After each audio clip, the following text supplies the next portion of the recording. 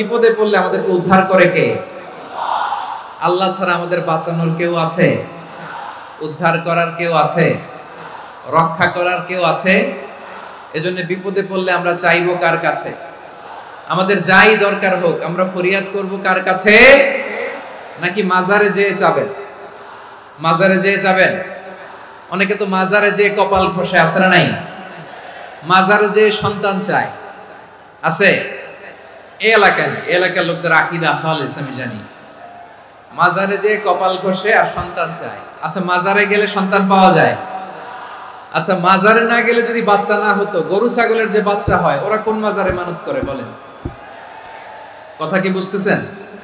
এই যে প্রতি বছর গরু ছাগল ভেড়া এগুলো যে বাচ্চা দেয়, এরা কোন মাজারে যে মানত করে? এজন্য চাইতে হবে একজনের কাছে, তিনি কে? আমার প্রিয় পটুয়াখালীবাসী, মাজার জিয়ারত করা সুন্নাহ। আমরা মাজার জিয়ারত করব, আল্লাহ ওয়ালাদের কবরে যাব, আমরা সেখানে যে সালাম দিব, দোয়া করব, নিজের জন্য করব, কবরে শুয়ে থাকা মাইয়েতের জন্য করব, পুরো মুসলিম উম্মার জন্য করব। কিন্তু কবরে যিনি শুয়ে আছে ওই বাবার কাছে সন্তান চাওয়া যাবে?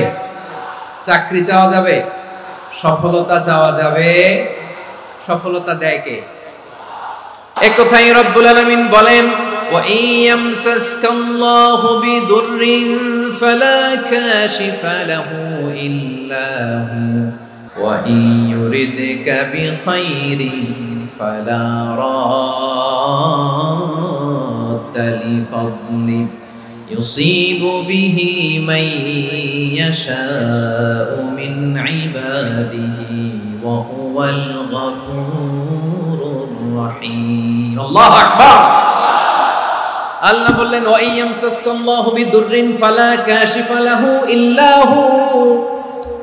আল্লাহ যদি তোমাকে কোনো বিপদ স্পর্শ করায়, আল্লাহ যদি তোমারে কোনো বিপদে ফেলে দেয়, ওই বিপদ থেকে উদ্ধার করার তিনি ছাড়া আর কেউ নাই। জোরে বলেন ঠিক কিনা? তিনি যদি কোনো বিপদে ফেলেন, তিনি ছাড়া বিপদ থেকে উদ্ধার করার কেউ নাই। আর তিনি যদি তোমার প্রতি কোনো অনুগ্রহ করতে চান, ওই অনুগ্রহ ঠেকিয়ে দেওয়ার ক্ষমতাও কারো নাই। আল্লাহ যদি আপনার সফলতা দিতে চায়, পৃথিবীর কোন শক্তি ওই সফলতাকে থামাতে পারে?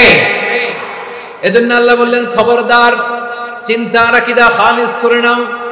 ওয়া ইয়ামসাসকাল্লাহু বিদুররিন ফালা কাশিফা লাহু ইল্লা হু। আল্লাহ বিপদে ফেললে বিপদ থেকে উদ্ধার করার কেউ থাকে না। আর আল্লাহ যদি তোমার প্রতি দয়া দেখাতে চান, অনুগ্রহ করতে চান, ওই অনুগ্রহকে প্রতিরোধ করার মতো ক্ষমতা কারো নাই। তিনি তার বান্দাদের মধ্য থেকে যাকে ইচ্ছা তাকে দেন, যত ইচ্ছা তত দেন। তিনি ক্ষমাশীল, তিনি মেহেরবান। সুবহানাল্লাহ। তিনি ক্ষমাশীল, তিনি মেহেরবান। তাহলে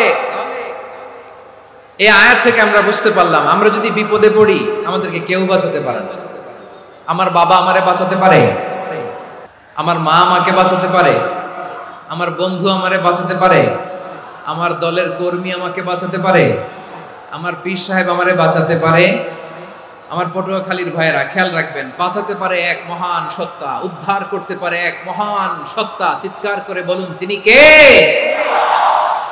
আবার আল্লাহ বললেন, আম্মান ইউজিবুল মুফতাররা ইযা দাআহু ওয়া ইয়াকশিফুস সুআ ওয়া ইয়াজআলুকুম খুলাফাআল আরদ আইলাহুম মা'আল্লাহ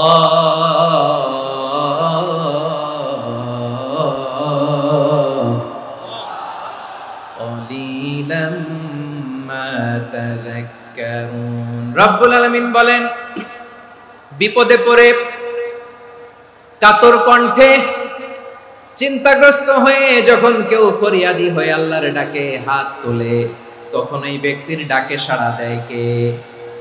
বিপন্ন অবস্থায় আপনি যখন কেঁদে কেঁদে হাত তুলে আপনার দুঃখের কথা জানান, আপনি যখন ডাকেন তারে, তখন আপনার ডাকে সাড়া দেয় কে? আল্লাহ বলে, আমি সাড়া দেই।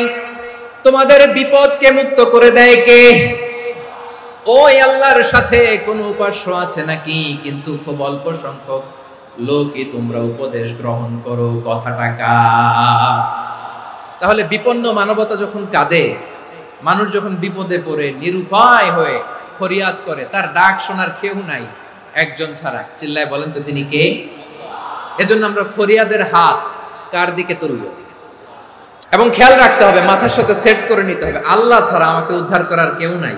এই পৃথিবীতে কেউ আপন না প্রিয় ভাইরা। বিপদে বললে বোঝা যায় কেউ আপন না। আপন শুধু একজন মহান সত্তা, তিনি কে? বিপদে আপদে কেউ আমাদের বাঁচাতে পারে না, তরাতে পারে না, মুক্তি দিতে পারে না, উদ্ধার করতে পারে না, একমাত্র আমার প্রভু ছাড়া, আল্লাহ ছাড়া। চিল্লায় বলেন ঠিক কিনা?